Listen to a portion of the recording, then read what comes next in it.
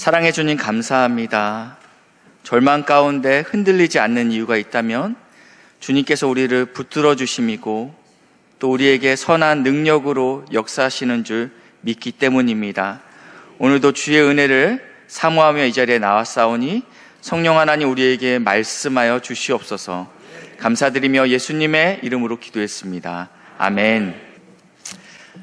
저희가 이제 복음에 대해서 오늘 복음이란 무엇인가에 대한 말씀을 전하겠습니다. 복음이라 하면 무엇이라고 이야기하시겠습니까? 참 쉬운데 참 어려운 게 복음입니다. 복음이 무엇입니까? 라고 물어보면 뭐라고 말을 해야 될지 사실은 딱히 떠오르지가 않습니다. 영어로는요, good news입니다. 좋은 소식입니다. 네, 복음은 좋은 소식입니다.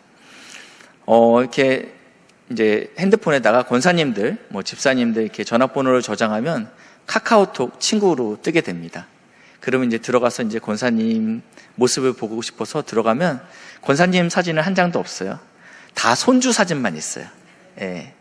10장이면 10장, 손주가 웃고 울고 이런 사진으로 가득합니다. 그래서 이 권사님에게는 이 손주가 기쁜 소식이 될 수 있겠죠. 또 어떠한 사람들이 있습니까? 자녀의 취업을 놓고 오랜 시간 기도했습니다. 근데 이 문제가 해결됐을 때 이분에게는 또 이게 기쁜 소식이 될 수 있습니다. 결혼과 또 건강, 또 어떤 사람들은 풍요로운 노후가 기쁜 소식이 될 수 있겠습니다. 그렇다면 신성교회에게는 어떠한 소식이 기쁜 소식입니까? 얼마 전에 한 성도님이 저한테 이런 얘기 하셨어요. 목사님, 자꾸 다음 세대 하니까 마치 우리 세대랑 다른 세대 같아요. 그래서 뭔가 이렇게 끊어진 느낌이 든다라는 거예요. 그래서 제가 그럼 어떻게 표현하는 게 좀 좋겠어요? 여쭤보니까 이분께서 믿음의 유산 어떻습니까? 이러시더라고요. 참 맞는 말씀이다라는 생각들을 했어요. 우리가 하나님의 10년이 지나고 20년이 지나서 하나님께 부르심을 받았을 때 건물을 하나님 제가 이렇게 큰 건물을 지었습니다. 이거야 하나님 저기 보십시오. 저 영혼들을 보십시오. 우리의 믿음의 유산입니다. 이거랑은 완전 다른 문제잖아요. 우리 신성교회에게 가장 기쁜 소식이 우리 믿음의 유산이 되길 주님의 이름으로 축복합니다. 올 여름 우리 성도님이 힘에 지나도록 후원하시고 기도해 주셔서 영아부부터 우리 청년부까지 수련회가 잘 마쳤습니다. 어제까지는 저희가 청년부 수련회를 했는데요. 네, 40명의 청년들이 복음 앞에서 뜨겁게 기도했습니다. 윤창로 목사님 오늘 사회 보셨는데 목소리가 완전히 쉬셨죠? 계속 부르짖으셨거든요. 근데 이 기도를 따라서 청년들이 같이 부르짖기 시작하더라고요. 그래서 특별히 은혜를 받았는데요. 이번 주에는 우리 영어 예배부 이제 마지막 성경학교만 남았습니다. 아름다운 마무리가 될 수 있도록 끝까지 기도 부탁드립니다. 우리에게는 이 다음 믿음의 유산이 우리에게는 기쁜 소식이 되겠지만 오늘 성경에 나와 있는 본문에서 복음을 무엇이라고 이야기하고 있는지 좀 보고 싶습니다. 로마서 1장 2절 말씀인데요. 1장 2절 그리고 4절까지 우리 같이 읽겠습니다. 시작. 그 아들에 관하여 성경에 미리 약속하신 것이라. 그의 아들에 관하여 말하면 육신으로는 다윗의 혈통으로 나셨고 성결의 영으로는 죽은 자들 가운데서 부활하사 능력으로 하나님의 아들로 선포되셨으니 곧 우리 주 예수 그리스도시니라. 아멘. 여기에 보니까 이 복음은 2절의 이 복음은 무엇이다 이제 그 다음부터 설명이 나옵니다. 그리고 저희가 읽었던 4절 보시니까 곧 우리 주 예수 그리스도다. 그러니까 복음을 지금 2절부터 4절까지 굉장히 길게 설명했지만 이것을 요약한다면 복음은 예수다 이렇게 이야기하는 거예요. 그 가운데 있는 것은 이 예수가 어떠한 분이신지에 대한 설명으로 가득 차 있습니다. 먼저 2절 보실까요? 이 복음은 하나님의 선지자들을 통하여서 이 구약 성경을 이야기하고 있습니다.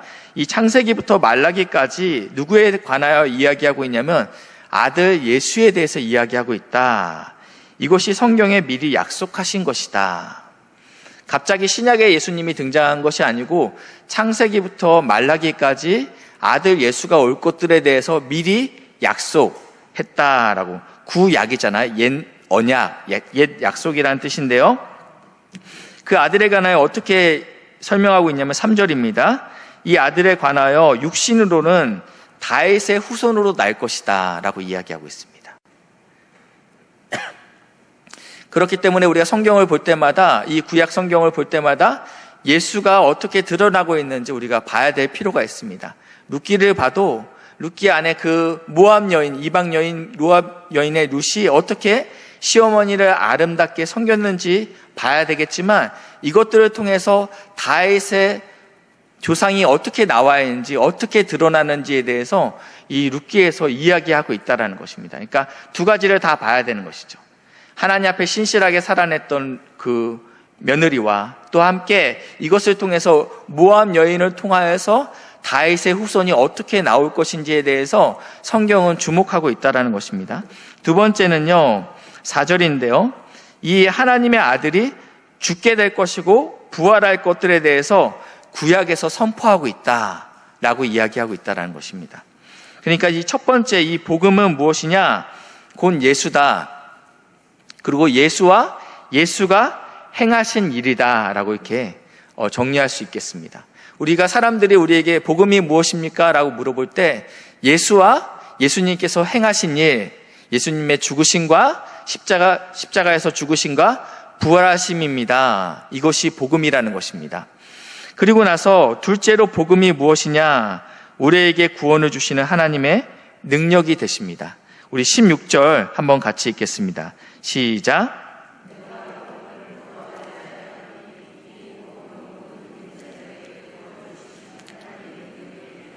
먼저는 유대인에게요, 그리고 헬라인에게로다. 이 복음이 무엇이라고 말씀드렸어요? 예수가 행하신 일이라고 말씀드렸습니다. 이 복음이라는 단어에 예수라는 단어를 바꿔넣어서 제가 읽겠습니다. 내가 예수를 부끄러워하지 아니하노니 이 예수는 모든 믿는 자에게 구원을 주시는 하나님의 능력이 됩니다. 그러니까 내가 구원받는 근거와 이유가 예수가 행하신 일에 근거해서 우리가 구원받았다라는 거예요. 그러면 이 구원이라는 단어는요, 제가 사전을 찾아보니까 어려움이나 위험에 빠진 사람을 구하여 줌, 이렇게 표현되고 있어요. 그럼 우리는 지금 어떠한 어려움과 어떠한 위험 가운데서 도대체 건져준다라는 거죠. 제 일상은 굉장히 평온합니다. 저는 이렇게 어디서 구원받아야 될 사람이 아니에요. 야구에 선발 투수로 나온 사람이 굉장히 9회 말까지 굉장히 잘했습니다. 근데 마지막에 제구력이 떨어지고 어려움이 찾아옵니다. 승리 투수가 돼야 되는데 도저히 자신이 없어요. 그때 누가 등장합니까? 구원 투수가 등장해요. 근데 내 인생에 나는 그런 9회 말 같은 상황이 아닙니다. 내 인생은 괜찮은 것 같아요. 라고 생각하고 있는데 도대체 나를 어디로부터 하나님께서 구원해 주신다라는 건지 모르겠습니다. 그런 사람들에게 로마서 1장 18절입니다. 하나님의 진노가 불의로 진리를 막는 사람들의 모든 경건하지 않음과 불의에 대하여 하늘로부터 나타나나니, 하나님의 진노가 임하였다라고 표현하고 있습니다. 하나님은 선하신 분이세요. 하나님은 좋으신 분이시고 사랑의 하나님인데 왜 하나님이 진노하셔야 됩니까? 왜냐하면 하나님은 공의로 세상을 통치하시는 분이기 때문입니다. 사랑만 가지고 자녀를 양육할 수 없죠. 오냐 잘하고 있다. 엄마 저 도둑질했어요. 들키지 않았니? 잘했구나. 이건 사랑이 아니죠. 반드시 공의가 필요하다라는 것이요. 하나님은 공의로 세상을 통치하시는 분이기 때문에 죄의 문제를 그냥 넘어가실 수 없는 것입니다. 죄의 싹은 사망이기 때문입니다. 죄의 대가는 죽음이라는 것입니다. 공의로운 하나님은 반드시 죄의 문제를 해결해야 되는데 그 방법이 하나님의 진노라는 것입니다. 이 진노가 누구에게 임합니까? 다시 한번 우리 18절 말씀 보시겠는데요.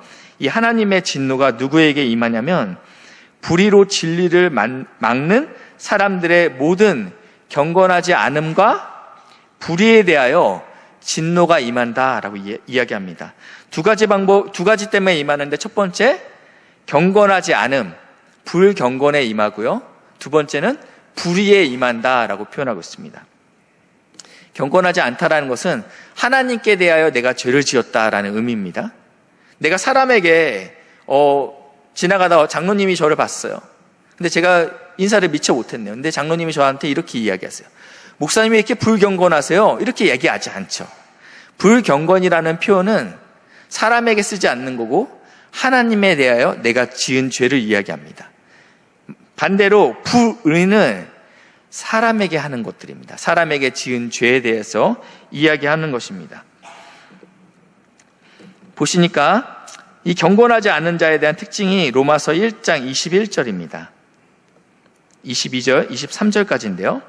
하나님을 알되 하나님을 영화롭게도 아니하며 감사하지도 아니하고 오히려 그 생각이 허망하여 주며 미련한 마음에 어두워졌다. 그러니까 내가 하나님을 알아요. 하나님이 크신 분인 거 알고 하나님이 나에게 베푸신 분인지 아는데, 근데 마땅히 하나님께 드려야 될 감사와 찬양이 없다라는 거예요. 그리고 그 마음이 어두워져서 어떻게 되냐면 23절, 하나님의 영광을 썩어질 사람과 새와 짐승과 기어다니는 동물 모양의 우상으로 바꾸었다라고 이야기. 이것이 불경건이다. 마땅히 하나님이 받으셔야 될 영광에 다른 것들이 차지하고 있다라는 것입니다. 목사님, 21세기는 우상을 섬기지 않습니다.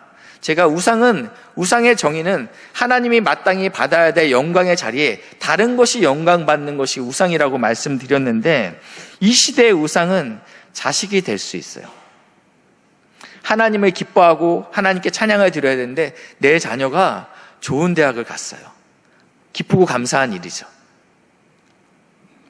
어떠한 사람은 내 부에 모든 중심이 맞춰 있습니다. 하나님이 차지해야 될 인생의 주인의 자리에 재정이, 돈이 차지하고 있다는 것입니다. 아침 드라마가 차지할 수 있고요. 그리고 요즘은 그 자리를, 예전에는 자식이 많이 차지하고 있었는데 요즘은 개가 차지하고 있더라고요. 개가 가운데 딱 자리하고 있어요. 전에 있던 교회에 청년이 전화가 왔어요. 목사님, 저 이번 주에 교회 못 나올 것 같아요. 자매님, 혹시 무슨 일이시죠? 제가 일주일 내내 이번 주에 출근하고 야근까지 했는데 저희 집에 있는 그 강아지가 너무 불안해한다라는 거예요. 그래서 오늘은 온라인 예배로 개와 함께 드리겠습니다.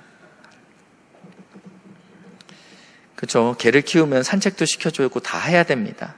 근데 문제는 하나님이 있어야 될 그 자리에 개가 들어와서 차지하면 그건 우상이라는 것입니다. 이렇게 불경건합니다. 두 번째는요, 24절인데요. 그러므로 이 불경건함으로 나타나는 증상들이죠. 하나님께서 그들의 마음을 내버려 두셨다. 그래서 어떻게 됐냐? 그들이 몸을 서로 욕되게 하였으니, 이 밑에 26, 27 이런 데 쭉 가면요, 남자와 남자가, 여자와 여자가 서로 이렇게 욕되게 했다, 동성애를 이야기하고 있습니다. 그리고 또 그 안에 불의가 일어났는데 시기와 질투와 미움과 싸움, 이러한 것들을 계속 기록하고 있어요. 그러니까 이 불의요, 사람들의 행하는 이 불의는, 그 베이스는 무엇이냐면 불경건에서 시작된다라는 거예요. 제가 와이셔츠를 채울 때 윗단추부터 채우지 중간부터 채우지 않는다라는 거예요. 윗단추를 잘못 채우면요, 필연적으로 그 다음 단추들은 계속 한 칸씩 밀릴 수밖에 없습니다. 아파트를 지어도 기반을 잘 다져놓죠. 그 위에 건물을 올리듯이 마찬가지로 반드시 우리가 하나님께 불경건한 자는 불의할 수밖에 없다라는 것입니다. 그렇기 때문에 우리가 하나님을 먼저 사랑하고 그리고 이웃을 사랑해야 된다는 것입니다. 로마서 1장 26절인데요. 이 불의한 사람들이 어떠한지 26절, 하나님께서 그들의 부끄러운 욕심에 내버려 두셨으니 곧 그들의 여자들도 순리대로 쓸 것을 바꾸어 영리대로 쓰며, 이게 뭔 소리일까? 근데 그 다음에 쭉 나왔죠. 제가 27절은 안 올렸는데 남자들이 남자들과 함께 하고 이런 얘기가 나옵니다. 그래 28절, 또한 그들의 마음에 하나님 두기를 싫어하며, 불경건이죠. 하나님 두기를 싫어하는 것은요, 하나님께서, 그래서 그 결과가 뭐냐면 상실한 마음대로 내버려 두사 합당하지 못한 일을 하게 하셨으니 불의죠. 이같이 그 나쁜 짓을 하면서 이 같은 일을 행하는 자는 사형에 해당한다고 하나님께서 정하심을 알고도 자기들을 행할 뿐만 아니라 또한 이런 일을 행하는 자들을 옳다 하는더라. 음란하고 악한 세대입니다. 미움과 거짓과 이런 악함이 가득한 시대입니다. 근데 자기들만 행할 뿐만 아니라 남들에게도 너도 해봐. 이것은 죄가 아니야 라고 이야기한다는 거예요. 더 이상 간통이 죄가 아니라고 법원에서 판결을 내렸어요. 죄가 아닌 시대가 됐다라는 것입니다. 하나님은 이런 불경건과 불이한 사람들에게 반드시 진노하십니다. 목사님 그래 보이지 않은데요? 예수 믿지 않는 우리 직장 동료 보니까 굉장히 잘 살아요. 아파트도 이번에 샀는데 집값이 많이 올랐어요. 자녀들은 얼마나 잘 되는지 모르겠습니다. 예수 믿는다고 나를 핍박하는 그 시동생 너무너무 잘 살아요. 하나님의 심판이 도대체 어디 있습니까? 하나님의 진노는 예수님이 재림하실 때 종말론적으로 임하는 건 저도 알죠. 그거 말고 지금 언제 임하냐는 것이죠. 그렇지만 오늘 성경에서는 지금 이 땅에서도 하나님의 심판이 있다라고 말씀하고 있습니다. 24절, 26절, 28절인데 계속적으로 반복되는 반복되는 문구가 있습니다. 24절인데요. 그들의 마음에 정욕대로 버려둠에 내버려 두사. 26절입니다. 그들을 부끄러운 욕심에 내버려 두셨으니. 28절입니다. 그 상실한 마음대로, 이건 하나님을 상실한 마음입니다. 내버려 두사. 이것이 가장 무서운 심판이라는 것입니다. 하나님께서 내가 상관치 않겠다라는 것입니다. 부모는 절대 자녀를 포기하지 않습니다. 자녀가 옳지 않은 길을 갈 때 그 자녀에게 훈육을 해서 경고를 해서 어르고 달래서 반드시 옳은 길로 가게 만드는 것이 부모입니다. 괜찮아. 때가 되면 돌아오겠지. 손을 놓는 것은 부모가 아니죠. 근데 오늘 하나님께서 지금 이 사람들에게, 불의한 자에게, 불경건한 자들에게 내버려 두시겠다라는 무서운, 나 신경 쓰지 않겠다라는 무서운 심판을 하고 있다라는 것입니다. 여기까지 한번 정리를 잠깐 하고 가겠습니다. 복음이 무엇입니까? 예수와 그가 행하신 일이 복음입니다. 예수와 그가 행하신 일로 말미암아 우리가 구원을 얻었는데 어디로부터요? 이 하나님의 진노로부터 구원을 얻었다라는 것입니다. 왜냐하면 우리는 불경건하고 불의하기 때문입니다. 저는 아닌데요. 저는 저기서 말하는 동성애, 저는 저기서 말하는 그런 간통, 이런 거 하지 않았습니다. 이렇게 이야기할 수 있죠. 그렇기 때문에 로마서 2장 13절에 보시니까요. 하나님께서 기준을 정확히 알려주세요. 하나님 앞에서는 율법을 듣는 자가 의인이 아니고 율법을 행하는 자가 의롭다 하심을 얻을 것이다. 이게 하나님의 기준입니다. 그러면 율법을 들었던 우리한테는 기준이 생겼어요. 근데 예수를 믿지 않는 세상 사람들에게는 도대체 무엇이 그들에게도 피할 길을 주지 않으셨는데 14절입니다. 율법이 없는 이방인이 본성으로 알게 될 것이다. 본능적으로 이것이 옳은 길인지 아니면 좋은 길인지 나쁜 길인지 본능적으로 아는 것이죠. 15절인데요. 이런 이들은 그 양심이 증거가 돼서 하나님 저 몰랐어요 라고 할 수 없게끔 하셨다라는 것입니다. 그러니까 율법을 받은 우리에게는 성경 말씀대로 살아나는 것이 기준이고 세상 사람들에게는 본성과 양심이 그 기준이 된다라는 것입니다. 근데 이 하나님의 기준이 무엇이냐면 온전함입니다. 쉽게 설명할게요. 나는 거룩하니 너희도 거룩하다라고 말씀하셨어요. 나는 거룩하니까 너희는 좀 덜 거룩해도 돼 라고 말씀하셨던 것이 아니고 하나님의 커트라인과 하나님의 기준은 하나님이라는 것입니다. 왜냐하면 하나님은 죄가 없으신, 흠이 없으신 분이기 때문입니다. 그래서 이 출제 과목에 유대인들은 율법으로 시험을 보게 될 것이고 그 율법을 받지 않는 세상 사람들은 본성과 양심으로 시험을 보게 되는데 시험 결과는 모두 다 낙제라고 이야기합니다. 로마서 3장 10절입니다. 10절부터 12절입니다. 우리 같이 한번 읽겠습니다. 시작. 깨닫는 자도 없고 하나님을 찾는 자도 없고 다 치우쳐 함께 무익하게 되고 선을 행하는 자도 없나니 하나도 없도다. 이게 우리의 결과라는 것입니다. 율법을 행하면 내가 율법을 듣는 자가 의로운 자가 아니야. 율법대로 순종해야 돼. 그리고 이방인들 너에게도 내가 양심을 줬지 않니? 양심을 따라 살아야 돼. 그리고 나서 그 결과가 지금 하나님께서 없나니 하나도 없고 깨닫는 자도 없고 찾는 자도 없고 다 치우치고 다 무익하고 다 선을 행하는 자도 없나니 하나도 없다. 하나님이 계속 강조해요.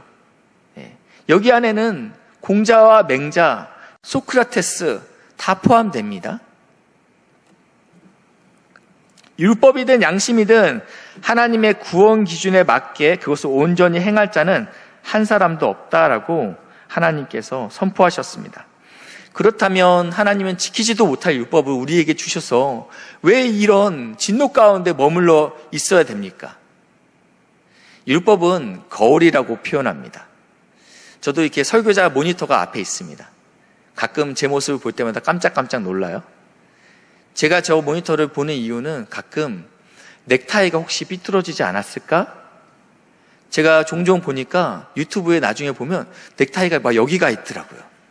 그게 너무 성도님들은 신경 쓰이는 분들은 굉장히 신경 쓰이죠. 근데 저도 보면 넥타이가 삐뚤어졌을 때 넥타이를 똑바로 하려고 별 방법을 써요. 근데 누가 넥타이 좀 고쳐줬으면 좋겠다. 근데 제가 고치지 않으면요 절대 고쳐지지 않아요. 율법이 마치 그런 거라는 거예요. 율법을 보면서 하나님께서 이것을 죄라고 이야기했구나. 하나님이 무엇이 옳구나. 우리에게 계속 말씀하신다라는 거예요. 이 율법은 우리가 어떻게 살아내야 되는지, 무엇을 잘못했는지, 무엇에 불순종했는지 보여주는 거울과 같다라는 것입니다. 그래서 로마서 3장 20절에는요 이렇게 표현하고 있는데요. 한번 읽겠습니다. 시작.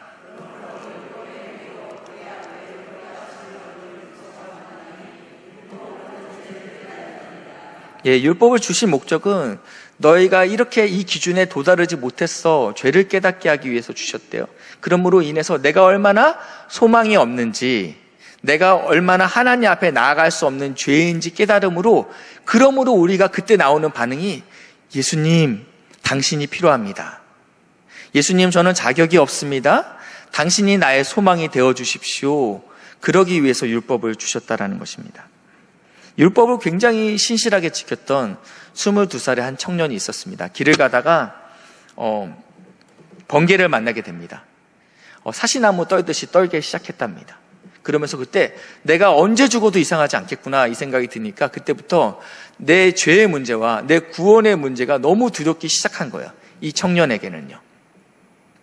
이 두려움 가운데 있다가 내가 이 죄의 문제를 해결해야 되겠다 생각해서 신부가 되기로 결정합니다. 중세 시대니까요. 신부가 되기로 결정하면서 내가 신부가 되면 이 구원의 문제를 해결할 수 있을 거라. 죄사함의 문제는 반드시 해결받을 것이다 해서 성찬과 고행에 몰입하게 됩니다. 성찬과 고행에 몰입하게 되는데, 왜냐하면 그 당시에 이 가톨릭의 중세 신학은 구원에 필요한 공로를 쌓아야지, 포인트를 쌓아야지 구원받는다라고 이야기했기 때문입니다. 기본적으로 네가 착하게 살아야 돼, 네가 선하게 살아야 돼, 네가 죄를 지으면 지옥 간다. 이게 기본적인 신학의 베이스였어요. 근데 사람들이 늘 착하지 못하지 않습니까? 그러니까 늘 누구보다 이 지옥 갈 거에 대한 두려움이 있었습니다. 그러니까 어떠한 일이 일어나요? 십자군 전쟁이 일어날 때, 야, 너 죄 지었지? 네가 이 전쟁에 참여하면 하나님께서 네 죄를 용서하신대. 그러니까 죽어라 하고 달려드는 거예요. 죽는 길인지 알지만 내 죄의 문제, 내 구원의 문제가 해결된다면 네 엄마 예수님 안 믿고 죽었지? 네가 십자군 전쟁만 나가면 되는 거야. 내가 이 가족의 죄 문제까지 내가 해결해 보겠다 하는 것입니다. 중세에 또 어떠한 일이 있습니까? 면죄부를 팔았죠. 죄 문제가 잘 해결되지 않죠? 여기 이 종이가 있습니다. 이거 500만 원짜리인데 이거 사시면 당신의 죄가 없어집니다. 여긴 1000만 원짜리가 있어요. 이것은 돌아가신 부모님이에요. 좀 세죠? 부모님이니까요. 돌아가셨으니까 더 이상 어찌할 수 없지 않습니까? 그러니까 이 면죄부를 사십시오. 이게 중세 신학이었어요. 나의 어떠함으로 한번 하나님의 선하심을 이루어 보십시오. 이게 중세 신학이었다라는 거예요. 그러니까 이 루터가 굉장히 고행했어요. 열심히 수고하고 애썼는데 하나님의 은혜를 얻어보려고 몸부림쳤다. 그러면서 이 루터가 어느 날 로마의 교황청에 있는 로마에 방문할 일이 생겼어요. 흔한 일은 아니죠. 굉장히 소망을 가졌어요. 내가 여기서 해결하지 못한 이 문제를 반드시 교황청에 가게 되면 해결함을 받게 될 것이다 라는 그러한 기대를 갖고 갔는데 거기에 빌라도의 계단이 있습니다. 28개의 대리석으로 되어 있어요. 근데 어떠한 이야기가 있냐면 이 28개의 대리석을 무릎으로 기어 올라가면서 기도하면 구원이 임한다 라고 이야기해서 이 루터는 라틴어로 주기도문을 외우면서 한 계단 한 계단 무릎으로 기어 올라갑니다. 마지막 28계단이 다 올라갔을 땐 그의 무릎이 다 깨지고 또 그리고 찢어졌다라고 표현하고 있습니다. 그때 루터가 이렇게 이야기합니다. 죄사함을 받기 위하여 이러한 일을 해보았는데도 여전히 남아있는 죄의 문제는 기쁨을 사라지게 하고 평강도 없었고 구원의 확신도 없었습니다 라고 이렇게 기록하고 있어요. 스스로 내가 이 죄의 문제를 나의 고행으로 나의 어떠함으로 해결할 수 없다는 것을 깨닫게 되자 루터가 그 다음부터 몰입하게 되는 게 고해성사입니다. 왜냐하면 내가 할 수 없으니까 하나님께 나의 죄를 다 이야기하겠다라는 거예요. 그래서 한 번 하면 고해성사라면 막 4시간씩 5시간씩 하니까 나중에는 신부님들이 루터가 고해성사로 하면 도망쳤대요. 지겹다. 얼마나 자주, 얼마나 오랫동안, 얼마나 철저하게 자신의 죄를 조목조목 고하는지 이 고해성사를 듣고 있는 신부가 너무너무 힘들어서 도망쳤다라고 표현하고 있습니다. 근데 루터는 여전히 두려움 가운데 있었는데 왜냐하면 아무리 죄를 고백하도 미처 고백하지 못한 죄가 있을까 봐 두려웠다는 거예요. 리스트를 쫙 했는데 내가 한 개 빼먹었을까 봐 그게 자기를 너무 두렵게 했다라는 거예요. 율법 지킴과 고행과 여러 가지를 통해서 하나님의 진노를 피하려 했지만 여전히 두려움 가운데 있었습니다. 근데 그때 루터가 이 로마서 말씀을 연구하기 시작합니다. 로마서 말씀을 연구하면서 오늘 읽었던 로마서 1장 17절 복음은 예수와 그의 행하신 일이라는 것들을 알면서 예수와 그의 행하신 일로 말미암아 내가 의롭게 된다라는 것들을 깨닫게 되면서 그는 자유하게 되고 지금 우리가 믿고 있는 이 개신교 오직 믿음으로 구원을 받는다 이 교리가 완성된 것입니다. 로마서 3장 21절 22절 말씀인데요. 우리 한번 같이 읽겠습니다. 시작. 이제 율법에 하나님의 한 의가 나타났으니 율법과 선지자들에게 증거를 받은 것이다. 곧 예수 그리스도를 믿음으로 말미암아 모든 믿는 자에게 미치는 하나님의 은이 차별이 없느니라. 아멘. 성경에서는 율법을 들음으로 의롭다 하지 않고 율법을 행함으로 의롭다 한다라고 이야기해놓고 그렇지만 너희가 율법을 행하지 못했어. 그래서 율법 외에 다른 방법이 있어. 한 의가 나타났으니 그것은 율법과 선지자 구약 성경에 기록됐죠. 다윗의 혈통으로 올 것이야. 그 한 의가 그리고 그가 반드시 죽고 부활할 거야. 이게 구약에 기록한 한 의라는 것입니다. 그러면서 친절하게 22절 곧 예수 그리스도를 믿음으로 말미암아 되는 것이야 라고 말씀하고 있다는 것입니다. 말씀을 정리하겠습니다. 의인은 하나님의 기준에 한 명도 없다라고 말씀하셨어요. 우리는 불경건하고 불의한 자였죠. 그래서 하나님의 진노 안에 머물러야 될 죄의 싹슨 사망이었기 때문에 소망이 없는 자였습니다. 그때 하나님께서 한 의를 보이셨는데 예수와 그의 행하신 일로 말미암아 우리가 의롭게 됐다라고 말하고 있어요. 이것은 거저받은 것이 아닙니다. 거저받았다라고도 이야기해요. 이것은 우리 편에서 거저받은 것이지만 하나님 편에서는 엄청난 대가 지불을 하신 거예요. 죄 없으신 예수님께서 죄 있는 인간을 위해서 하나님의 진노의 잔을 받으신 사건이기 때문입니다. 이것은 굉장히 비싼 값을 치른 사건이라는 것입니다. 우리에게 부어져야 될 그 마땅한 진노가 죄 없으신 예수님께 진노의 잔을 마시게 된 사건이 십자가 사건이라는 것입니다. 오늘도 나를 대신하여 죽으신 예수 그리스도를 믿음으로 날마다 승리하시는 사랑하는 믿음의 동역자들 되시길 주님의 이름으로 축복합니다. 기도하시겠습니다. 주님 감사합니다. 자격이 없는 자를 먼저 사랑해 주시고 우리가 아직 연약할 때, 우리가 아직 죄인 되었을 때, 우리가 아직 원수 되었을 때 자신의 아들을 십자가에 죽으심으로 사랑을 확증하여 주셨다라고 말씀하여 주시니 감사합니다. 소망이 없었지만 우리 안에 예수와 그가 행하신 일로 말미암아 우리 안에 구원의 소망이 생긴 줄 믿고 감사드립니다. 사랑하는 믿음의 동역자들, 그 예수와 예수가 행하신 일을 오롯이 바라볼 수 있도록 인도하시고 역사해 주시옵소서. 감사드리며 예수님의 이름으로 기도했습니다. 아멘.